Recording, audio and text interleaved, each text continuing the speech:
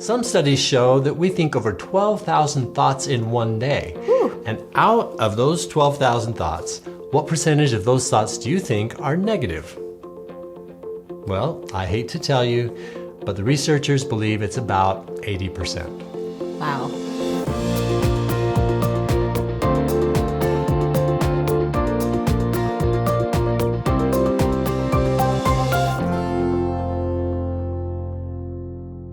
Welcome back to the I Thrive at Life podcast. I'm Rick Starr, here with my lovely wife, Teresa. Hi, everyone. On today's podcast, we're thinking about and talking about the power of our thoughts. They can either make us or break us, depending on the type of thoughts we choose to think. And if you're familiar with the I Thrive framework, you know that managing our thoughts and cultivating healthy mindsets are super important to creating a life of thriving that you and we all want to build. So true. Our brains are crazy thought machines, churning out one thought after another all day long and even through the night. Some studies show that we think over 12,000 thoughts in one day. Whew. And out of those 12,000 thoughts, what percentage of those thoughts do you think are negative? Well, I hate to tell you, but the researchers believe it's about 80%. Wow. Yep. That means 20% are positive, only 20%? Yep, Ooh. That's about it. Scary. And it's really okay that we have negative thoughts from time to time, simply because we're human and sometimes hard things happen in life. Yeah. So naturally, you're going to have negative thoughts now and then. But here's the thing, if you get stuck in those negative thoughts and they start causing depression and undue fear and worry and anxiety, or if they start causing you to have contention in your relationships, it's a good idea to have a few tools on board to be able to better manage and reframe those thoughts so that we can move forward in life. Absolutely. And you know what? We've all had times where we've gotten stuck in negative thinking. But the first step to getting unstuck is to notice and gain awareness of our thoughts.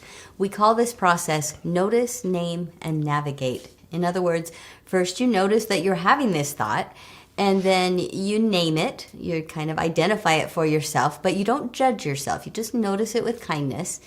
And then, as you name it, you might say something like, I'm noticing that I'm thinking that my partner is mad at me. And it's important to remember that just because I had a thought doesn't mean it's true. So even though I name it, it doesn't mean it's true.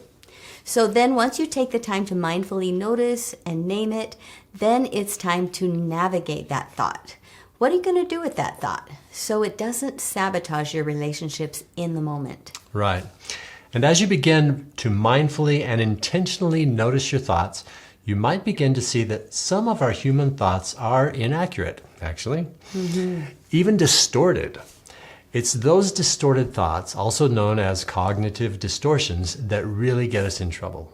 That's right. Cognitive distortions are the type of thoughts that get us stuck and cause problems for us in our relationships and in other daily life events. We often call them thinking traps because they hold us stuck, usually in mindsets and circumstances that we don't want to be in. That's right. So in today's episode, we'll be unpacking two common thinking traps that can throw a wrench in the works of our relationships, in our marriage, in our families, with our friends, and in the workplace. We'll also explore some antidotes to these cognitive distortions, so stick around. Let's start with catastrophizing. Now, this is my favorite. It's kind of a love-hate thing. But anyway, this thinking trap is like a little disaster movie director in our minds. It turns any mistake or disagreement or misstep into a full-blown catastrophe movie.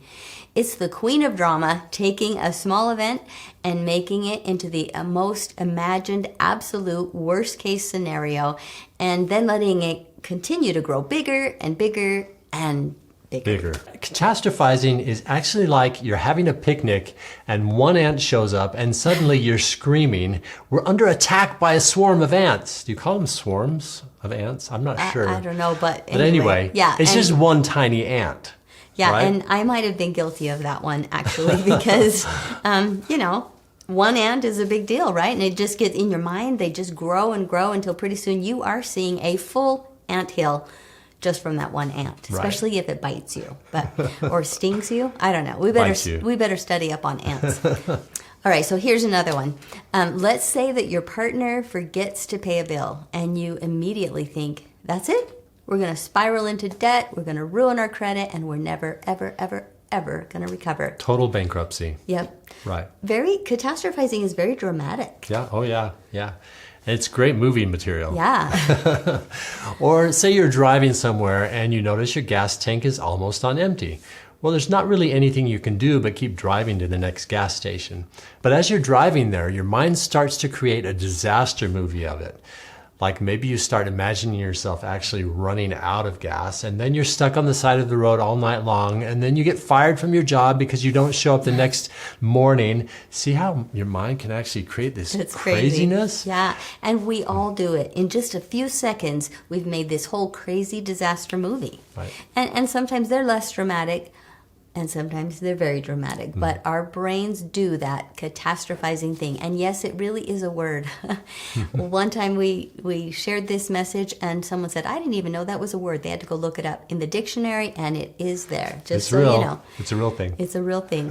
All right, so now we should note that the reason our brains do this, we don't want to make everybody think that we all have crazy brains out there, because the whole reason our brains do this is partly because they're trying to keep us safe. When we first notice the problem, like the bill not getting paid or the gas tank on empty, it sets off a little stress alarm in our brain, and sometimes our brain goes into a little panic trying to figure out how bad things can get rather than just simply solving the problem at hand. Some of that has to do with stress chemicals that get flooded in our body, and then we don't think as clearly when our prefrontal cortex gets shut off because of all of the chemicals rushing through our body. So we got to give ourselves some self-compassion if we get triggered. But the important thing is we can start learning how to recognize it through being mindfully aware. And then we can start catching ourselves and doing something else, navigating it in a more positive way that doesn't cause us, so much difficulty. So here's the antidote. Challenge the catastrophe. Ask yourself, what's the worst thing that could happen? And how likely is it really that worst case scenario would even happen? Usually, the worst is not as likely as we think, and there are steps that we can take to prevent or mitigate it. That's a great idea.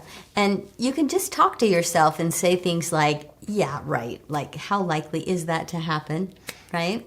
Or if there is a slight chance that it could happen, simply set out to prepare for it. And then don't let your brain keep creating a bigger and bigger problem through continually fretting about it. And now that probably sounds easier than it is, but you really can set the intention to stay on top of your thoughts and not let them turn into a catastrophe runaway train, right? Okay, now I have to admit, it is something that I have to work on. But having this awareness of what's happening is the first step to easing up on the habit of catastrophizing. I think it's something everyone has to work on, but some of us have to work on it a little more than others. Just different levels. Yep. So another antidote besides challenging the catastrophe is to gain perspective. Take a step back and ask yourself, is this situation really as disastrous as I'm making it out to be? Sometimes just writing down the facts helps us to separate what's actually happening from the apocalyptic movie playing in our head. This is especially helpful in those times when our imagination runs wild with all of these crazy catastrophic stories in our brain. Now, sometimes our catastrophizing can be really hard to pull out of, and we can't even reason with ourselves. This happens because when our brains get triggered, as we mentioned before, our amygdala, which is way down deep inside of our brain, it sends out the alarm, and then the stress chemicals start flowing, and our reasoning brain, called the prefrontal cortex, it sort of goes offline for a bit. And instead of creating a reasonable plan to solve the issue at hand, our brain starts to believe the very worst case scenario. And this is often called an amygdala hijack, which you might want to check out our amygdala hijack podcast from a couple of weeks ago. Here's an activity we can all do to pull ourselves out of an amygdala hijack and back into more reasonable thinking. This strategy is called the worst case, best case, and most likely case. So when you become aware that you're catastrophizing, you can recognize that you are actually only thinking about the worst case scenario and your brain is believing it, even though it might be a totally outlandish, catastrophic story. So once you gain that awareness, you flip your thoughts completely in the opposite direction by asking yourself, okay, so if that's the worst case scenario, what is the absolute best case scenario? And when you answer that question, you want to make it the most incredible thing you could ever think of. Even in your wildest, most exciting dreams, it's almost like catastrophizing backwards, or the opposite of or catastrophizing. maybe like a fantasy, right? Your best dream ever. So here's what that could look like. In the case of your partner forgetting to pay the bill, and your worst case catastrophizing scenario is that you'll ruin your credit and maybe even go bankrupt, well, then you choose the absolute best case scenario. It's kind of like a dream or a fantasy for the best case thing that could ever happen. So maybe the best case would be a long lost relative pays you a bunch of money, like millions of dollars. I mean, if you can dream that you're going to go bankrupt, can't you also dream that somebody's going to send you $1 million? Yeah, it's just your brain working in the opposite direction. And it really is. It's the exact opposite, from the most terrible thing to the most incredible thing. Right. And when you do this, your brain might say to you, yeah, right, like that would really happen. And that's the moment when your brain says, oh yeah, so if this thought is unlikely to happen, so is my catastrophizing thought also unlikely to happen. Both thoughts are totally extreme. And at that point, your brain is ready for reality. And then you can ask yourself, okay, what is the most likely thing that's going to happen? And then you can answer something like, well, most likely I could get fined a late fee and we'll get back on track and things will work out just fine. Isn't that amazing how you can kind of get your brain to think more clearly just by going from one opposite to the other and then going to what is the most realistic? And it just takes some practice. Yeah. So another antidote for catastrophizing is to catch the thought and then decide not to take yourself too seriously. See if you can find any humor in this situation. Just have a good laugh about it. Or at least give yourself a little reality check with your mental disaster film director that's going on, or your drama queen in your head. So when this happens, just take a deep breath and ask yourself, am I predicting an epic blockbuster disaster film from a little blooper? If we can keep a little humor about those doomsday predictions, soon they'll start to lose their power. You can even just have a good laugh with yourself or with whoever else is there with you and just say, you know what, let's just laugh about this. Or maybe you just laugh with your own brain and say, come on, brain, don't be so dramatic. Things are going to be fine. We've got this. Humor always helps so much. That's a fantastic plan. But whatever you do, please don't say to your partner, don't be so dramatic. Oh, yeah. And don't accuse them of being a disaster film director. Yeah, definitely don't do that one. Then you'll get into a fight, and that will be a disaster. Okay, so that's all we're going to say about catastrophizing, but we hope you'll really take to heart some of these things and start noticing your thoughts and checking yourself. And if you are catastrophizing, try one of those activities that we shared with you. All right, so moving on from catastrophizing to the next thinking trap, which is called generalizing. This is when you use absolutes like always and never, as in, you never listen to me, or you always leave your dirty socks on the floor. Oops. Well, I may or may not be guilty of that one. I'm sorry, honey. All right, so the key here is to look for exceptions. Instead of saying never, consider saying sometimes. Hey, sometimes you leave your dirty socks on the floor. Would you mind picking them up? So if you use the word sometimes or often, it sounds less accusatory and more like something that you can work together on. Yeah, I like that because it's more like an invitation to problem solve and maybe focus on the issue at hand rather than making it such a global big thing. Yeah. You know? Yeah. So that's all we're going to say about generalizing, but you'll know when you catch yourself saying always and never, and just stop yourself right then and see what you can do about it. And so the next thing that we're going to share with you, especially for couples, is a way to avoid thinking traps. Whether it's catastrophizing or generalizing, you can use the thinking trap takedown game. Ooh, what's that one? That sounds interesting. Yeah, it is. Whenever you catch each other or even yourself falling into a thinking trap, you point it out. But here's the kicker. You do it with humor. So if your partner's not in the mood for a joke, maybe don't go there in that moment. So if you are in the mood to have a little joke, maybe you can have a little code word or a funny gesture just to remind each other to catch yourselves on those thinking traps. I love that because it really turns a potential argument into kind of a teamwork exercise, having a little bit of fun with it. And plus, as always, laughter is the best medicine. Yeah. And if your partner's not in the mood for a little laughter, just go have a laugh with yourself in the other room. All right, so here's another idea, and this is called the evidence board.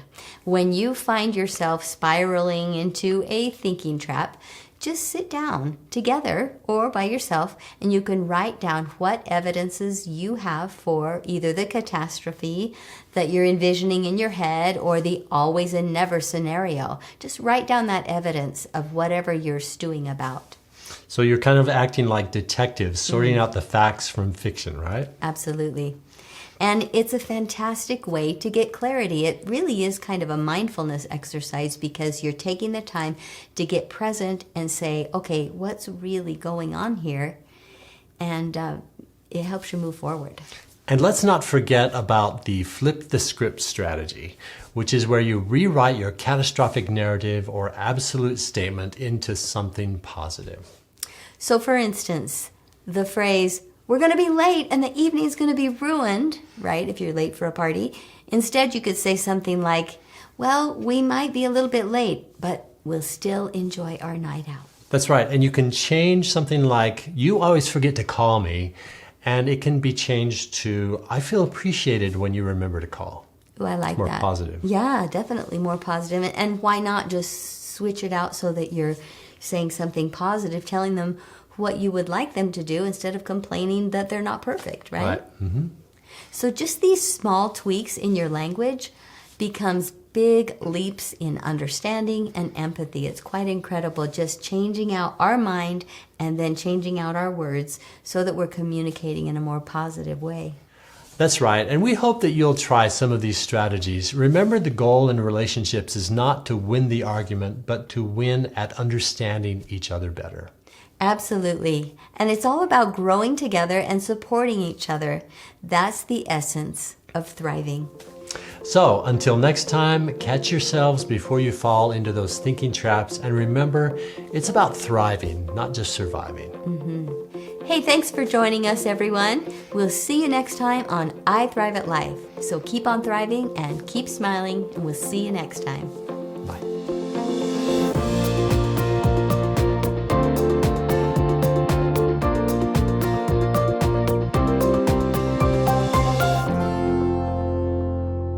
Oh, sorry. Do it again, because I'm like, ah. Wow. I hate to tell you... Sorry, I was making a face. That's a great idea. That's a great idea. That's a great idea. Okay. Crazy catastrophic.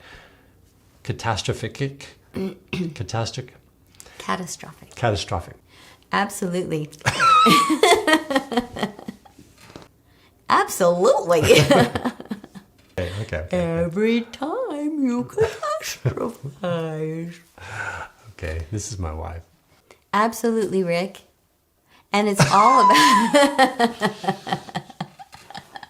Okay. That was stupid. Oh, thanks. Okay.